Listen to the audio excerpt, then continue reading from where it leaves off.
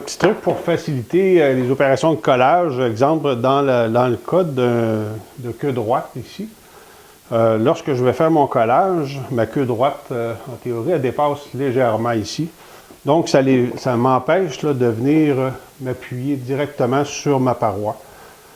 Je peux me déplacer, mais des fois, c'est pas toujours souhaitable, là, parce que plus on se déplace, moins on est dans la zone là, où est-ce qu'on veut mettre la pression.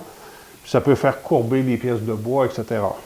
Un petit truc assez simple, c'est de se faire des petits appuis qu'on vient placer ici le long des queues droites.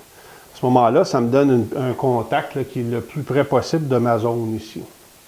Le problème, si on utilise une pièce de bois qui n'a aucune protection, lorsqu'on va mettre ça en place ici avec de la colle, il y a des risques là, assez importants que la pièce de bois vienne adhérer à ma structure, à mon ouvrage.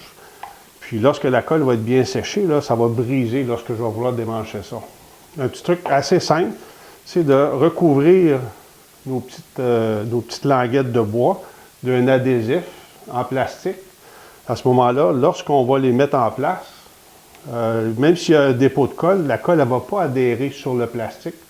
Puis lorsque tout va être bien sec, je vais être capable d'enlever ça très facilement. Puis il n'y a rien qui va être abîmé à ce moment-là. Dans le fond, c'est assez simple. On va prendre un adhésif d'emballage très ordinaire.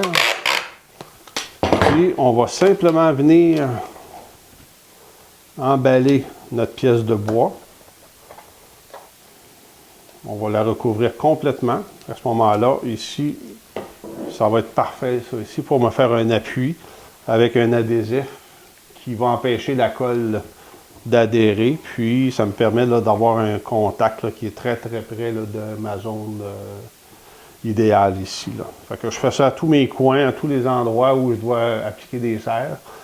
Puis, ça va me préserver des problèmes éventuels. Puis, ça va me faire un bon appui qui est parfaitement solide et à la bonne place.